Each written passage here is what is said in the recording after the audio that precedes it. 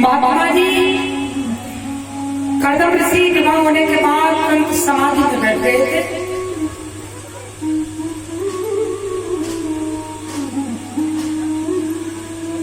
देवकी जो कि अपने पति के जगने का इंतजार कर रहे थे कि समाधि में से कब जगे और कब मैं उनसे कुछ प्रश्न करूं।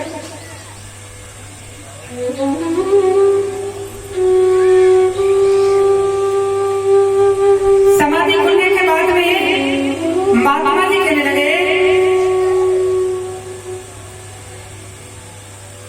अरे बेटी तुम अपने पिता के घर में नहीं रही। बोले पिता के घर कैसे जाते? बोले क्यों?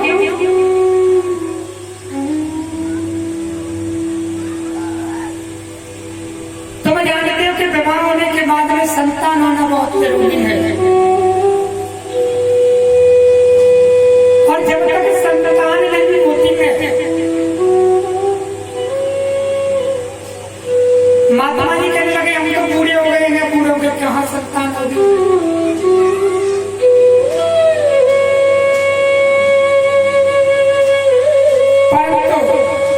देवकी जो पीछे पड़ती है नहीं, गृहस्थी में संतान बहुत जरूरी है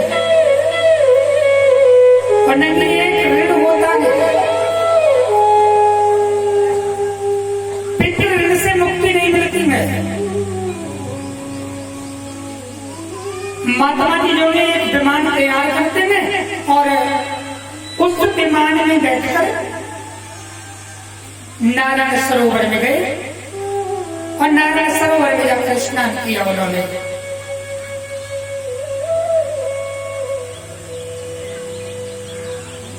नारायण सरोवर में स्नान करने से 21 वर्ष की अवस्था तो हो जाती है महात्मा जी की और 16 वर्ष की अवस्था हो जाती है देवकी की।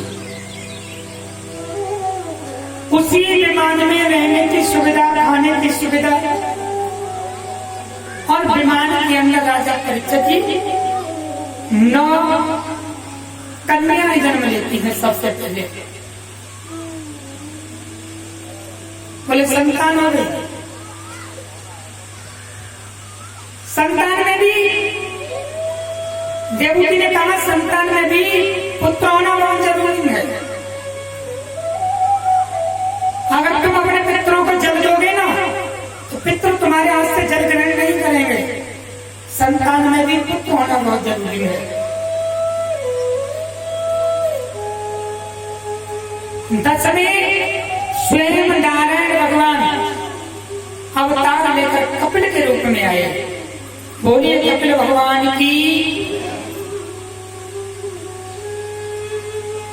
महात्मा जी बोले लो कन्याओं ने भी जन्म ले लिया और पुत्र ने भी जन्म ले लिया। अब मैं तो तपस्या करने के लिए जाता हूं, तपस्या में चले जाते हैं, परंतु एक माँ की ममता एक ऐसी होती है कि अपने पुत्र के मोह को त्यागती नहीं है। कपिल भगवान विचार करते हैं, बोले माँ के अंदर मोह ज्यादा है और जब तक इस मोह को खत्म नहीं किया जाएगा और इसका मन भक्ति में नहीं लगेगा,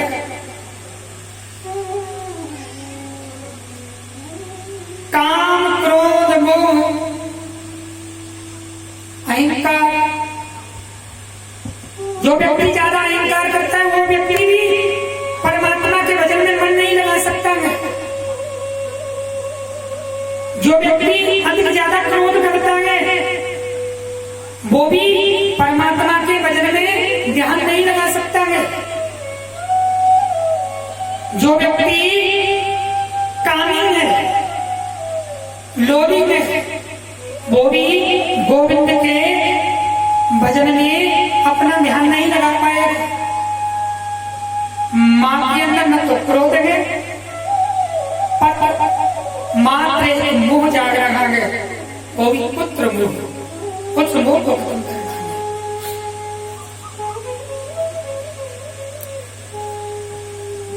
सुखदेव जी कहते हैं कि राजा परीक्षित,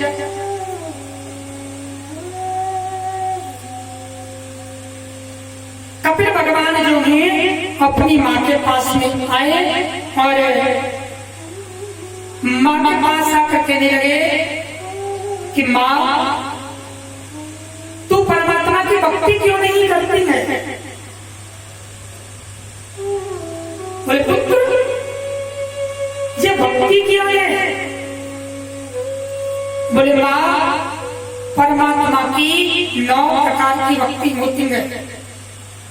श्रवणम, कीर्तनम, विष्णु स्मरणम, पाद सेवनम, अर्चनम, वंदनम, दास्यम, सांख्यमात्मनिवेदनम। भगवान की 9 प्रकार की भक्ति है और 9 प्रकार की भक्ति की जाए। बोले भक्ति करने से क्या होगा?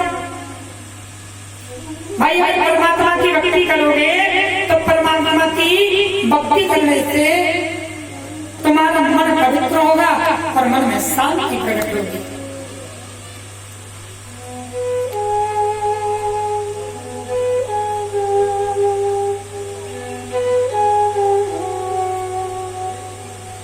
जो व्यक्ति मदिरा का पान करता है,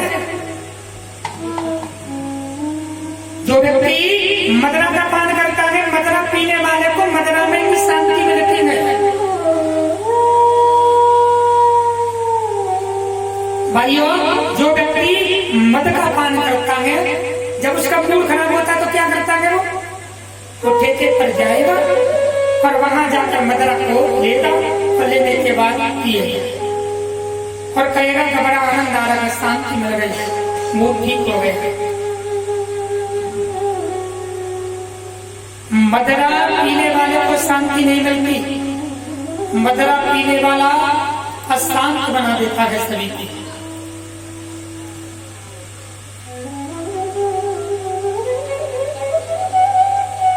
आपने देखा है कोई व्यक्ति किसी दुख में बैठ जाता है, कोई व्यक्ति अगर किसी दुख में लग जाता है तो आपने देखा है कि बहुत से पुराने पुराने भजन सुनता है, पुराने गीत सुनता है, मन को शांत करने के लिए, परंतु मन शांत नहीं होता है और मन जो उदास हो जाता है।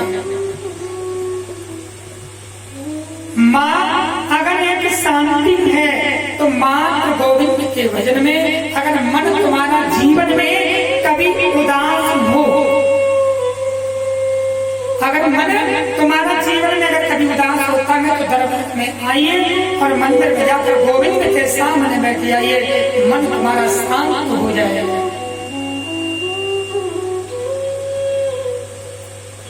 माँ परमात्मा की भक्ति कीजिए,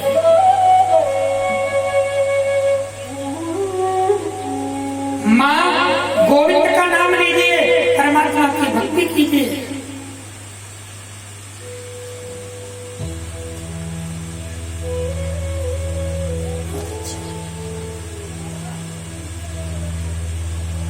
सभी भक्त ये बताते हैं, आपने देखा कि उस महात्मा ने समाधि ले ली। समाधि का मतलब क्या होता है? समाधि का मतलब ये नहीं कि गड्ढा खोदा और अंदर जाकर बैठ गए। समाधि का मतलब ये नहीं कि गंगा में जाकर खड़े और वहीं के वहीं रह गए। समाधि का मतलब होता है ध्यान लगना, परमात्मा में लीन हो जाना।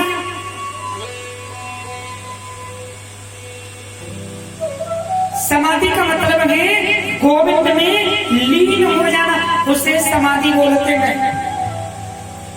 जितने भी भक्त यहाँ बैठे हुए हो, बिल्कुल आप एक बात बताइए, ऐसा कौन सा जीव है जिससे परमात्मा के भजन में आनंद आता है, उसका मन लगता है? परमात्मा के भजन में उसी व्यक्ति का मन लग सकता है जिस जिस व्यक्ति ने दबा के रखी है,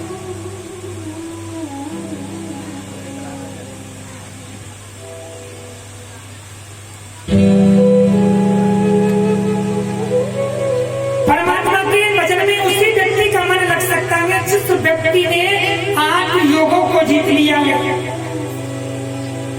और 8 योग कौन से हैं? 8 योग में सबसे पहले है यम, और दूसरा है नियम, तीसरा है आसन, चौथा है प्राणायाम, पांचवा है प्रत्याहार, और छठा है ध्यान, और सातवां है धारणा, और आठवीं है समाधि।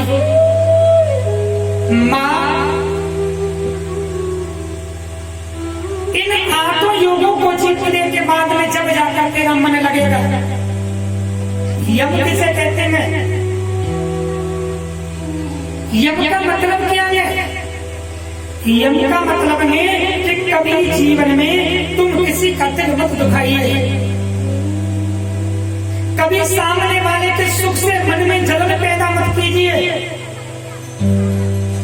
पर तुम्हारी पहली ही सीढ़ी प्रारंभ नहीं हो पाती है।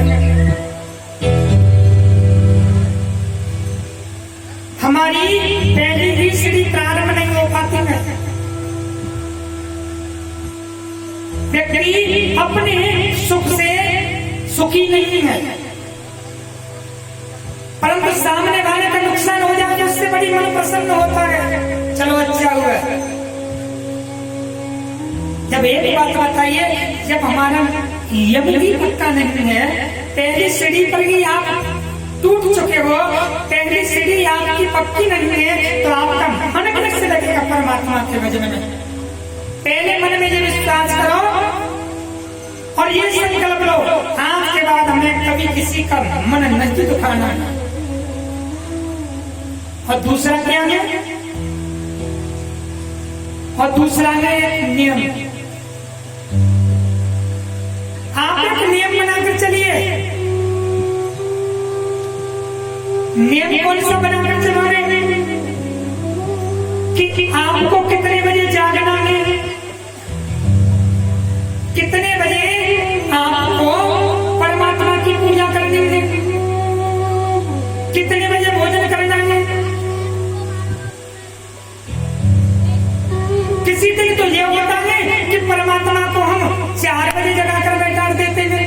अगर हमें कहीं जाना है और हमारी ट्रेन निकल रही है तो 5 बजे पूजा हो जाएगी भगवान की। और अगर आज हमारी छुट्टी है, आज बच्चे भी कहीं नहीं जाएंगे, इतवार है, तो परमात्मा की पूजा होगी 11 बजे। बोले आज नींद पूरी कर लो, अब भगवान इंतजार में बैठे हुए 5 बजे से।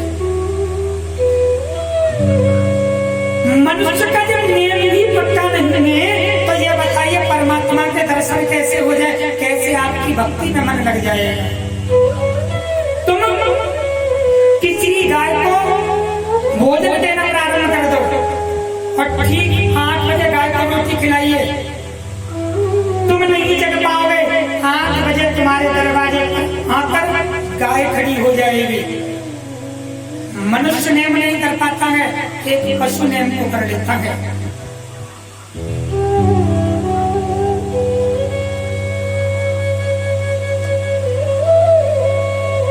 नियम के बाद में आसन। आसन को जीतना बहुत जरूरी है। आपने देखा तुम किसी व्यक्ति के पास में जाइए और उस व्यक्ति के पास जब आप जाते हो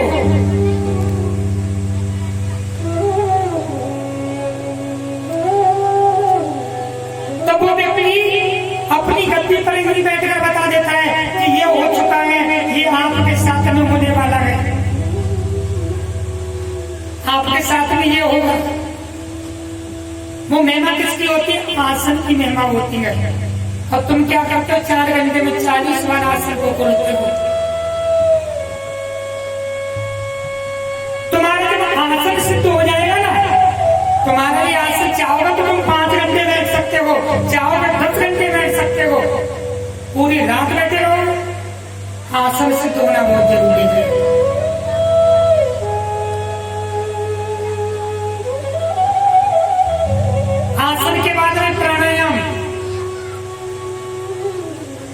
जो व्यक्ति प्राणायाम करता है, प्राणायाम करने से जो हमारी जो आत्मा होती है, हमारा जो मन होता है वो पवित्र होता है और भगवान की तरह खींच कर लेकर जाता है और ध्यान लगाता है।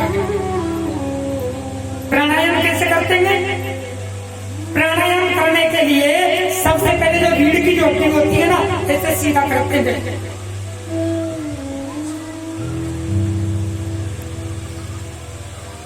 और नाक का जो अग्रभाग होता है, नाक का अग्रभाग हमें दिखना बहुत जरूरी है। जो व्यक्ति प्राणायाम करते हैं और इस प्रकार की मुद्रा बना लेते हैं, बाहर की जो वायु होती है, बाहर की जो हवा होती है, उसे हम अंदर लेते हैं। जो भी गुरु मंत्र है या गायत्री मंत्र है, जो भी तुम्हारे मंत्र दिया है तुम्हें, उस मंत्र से उस हवा को अंदर लेते हैं। और जब आप प्राणायाम कर रहे होंगे तो सबसे पहले एक बात होगी कि आपका शरीर धीरे धीरे हिलने लग जाएगा। ध्यान दें।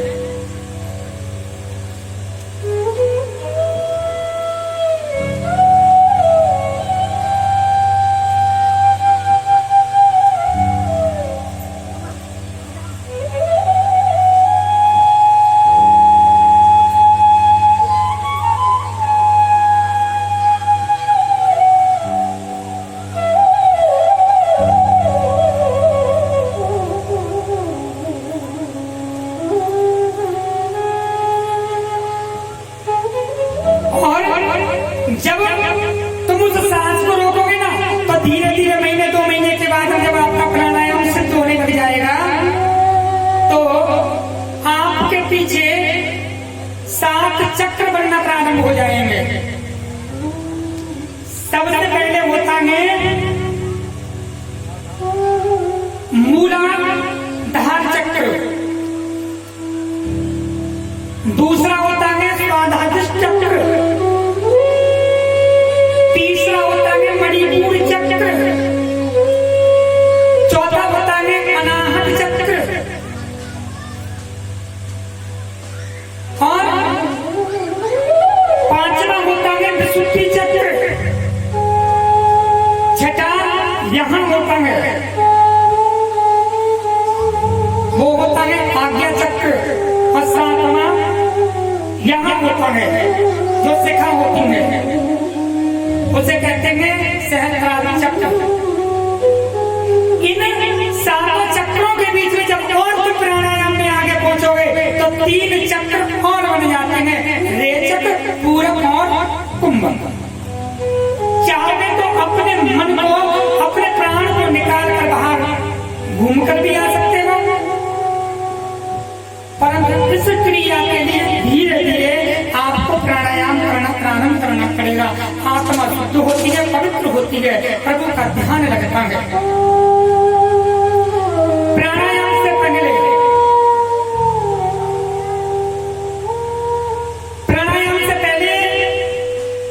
आप एक मुद्रा लगाकर बैठे और 10 मिनट के लिए इस प्रकार बैठ जाए। बिल्कुल शरीर को ढीला छोड़ दीजिए और इस प्रकार बैठ जाइए। सिर्फ ओम का मन में उच्चारण करते हुए उसके बाद प्राणायाम करो, आपका ध्यान लगना चालू हो जाएगा। उसके बाद में पांचवा जो योग है, 5वां योग आता है प्रत्याहार। प्रत्याहार किसे कहते हैं भाइयों? प्रत्याहार का मतलब क्या है? कपिल भगवान कहने लगे, मां कम भोजन करना। अगर तुम कम भोजन करोगे तो तुम्हें आलस नहीं आएगा, आपको नींद नहीं आएगी।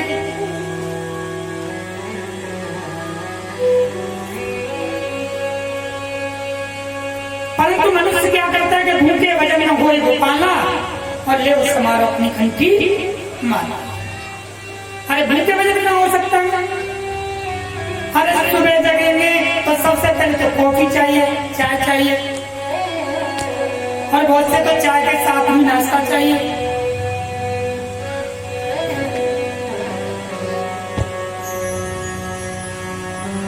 माँ